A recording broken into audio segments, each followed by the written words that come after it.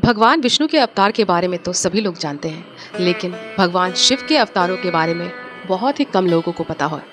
तो चलिए आज हम इस वीडियो में भगवान शिव के अवतारों के बारे में बातें करेंगे। शिव महापुराण में भगवान शिव के अनेक अवतारों का वर्णन मिलता है।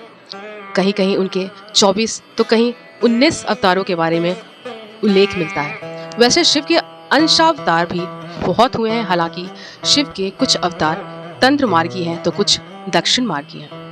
इस वीडियो को लाइक करें, हमारे चैनल को सब्सक्राइब कर बेल आइकन जरूर प्रेस करें। के बारे में चर्चा करेंगे जो अत्यंत ही प्रसिद्ध है।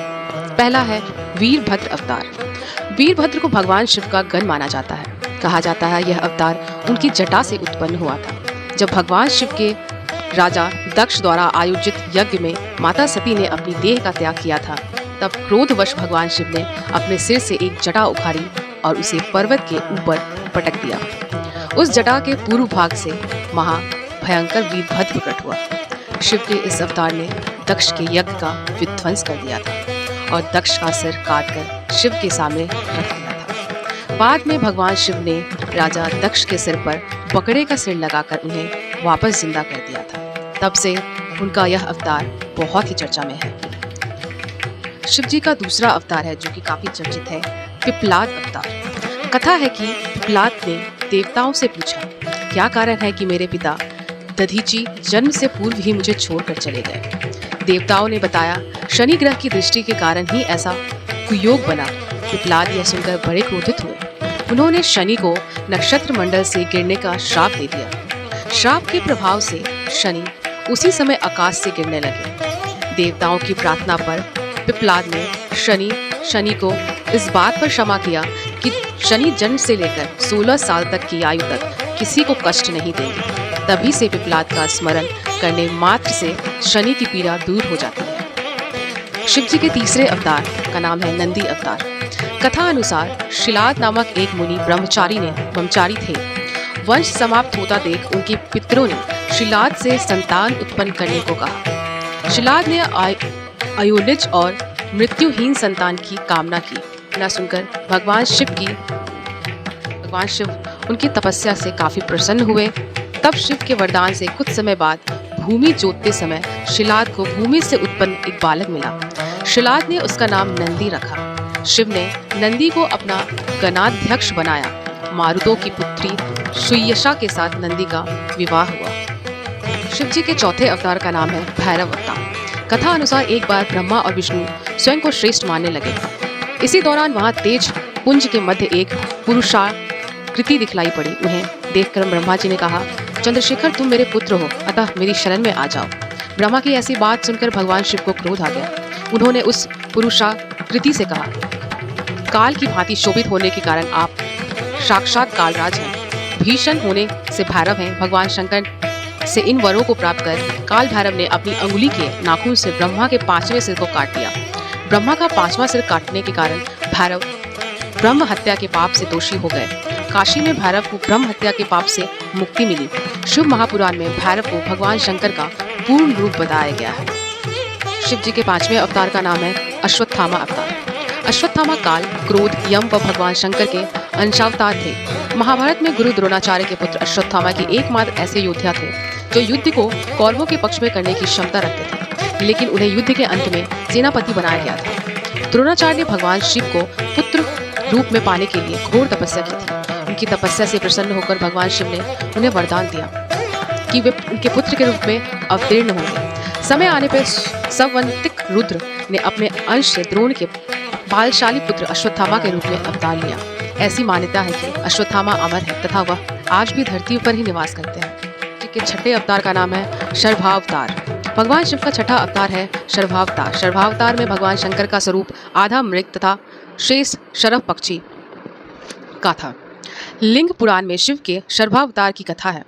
उनके अनुसार हिरण्यकश्यप का वध करने के लिए भगवान विष्णु ने नरसिंह अवतार लिया था। हिरण्यकश्यप के वध के पश्चात भी जब भगवान नरसिंह का क्रोध शांत नहीं हुआ तो वो देवता शिव जी के पास पहुँचे। तब भगवान शिव ने शर्भावतार लिया और वे इसी रूप में भगवान नरसिंह के पास पहुँचे तथा उनकी स्तुति की।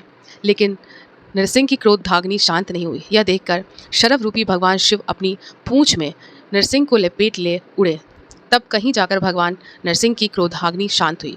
तब उन्होंने शरण भावावतार के क्षमा याचना कर अति विनम्र भाव से उनकी स्तुति की। शिव जी के 7वें अवतार का नाम है गृहपति अवतार। भगवान शंकर का 7वां अवतार कथा अनुसार नर्मदा के तट पर धर्मपुर नामक नगर में विश्वानर नाम के एक मुनि तथा उनकी पत्नी शुचिस्मती रहती थी। शुचिस्मती ने बहुत काल तक निसंतान रहने पर एक दिन अपने पति से शिव के समान पुत्र प्राप्ति की इच्छा की। मुनि विश्वनार ने काशी जाकर भगवान शिव के वीरेश लिंग की आराधना की। एक दिन मुनि को वीरेश लिंग के मध्य एक बालक दिखाई दिया। मुनि ने बाल रूपधारी शिव की पूजा की। उनकी पूजा से प्रसन्न होकर भगवान शंकर ने शुचिस्मती के गर्भ से अवतार लेने का वरदान दिया। कालांतर में शुचिस्मती गर्भवती हुई और वह भगवान शंकर शुचिस्मती के गर्भ से पुत्र रूप में प्रकट हुए। के 8वें अवतार का नाम है ऋषि दुर्वासा अवतार। धर्म ग्रंथों के अनुसार सती अनसुईया के पति महर्षि अत्रि ने ब्रह्मा के निर्देशानुसार पत्नी सहित ऋक्षकुल पर्वत पर पुत्र कामना से घोर तप किया। उनके तप से प्रसन्न होकर ब्रह्मा, विष्णु और महेश तीनों उनके आश्रम पर आए। उन्होंने कहा, हमारे अंश से तुम्हारे 3 पुत्र होंगे जो त्रिलोकी में विख्यात तथा माता पिता का यश बढ़ाने वाले होंगे। समय आने पर ब्रह्मा जी के अंश से चंद्रमा उत्पन्न हुए।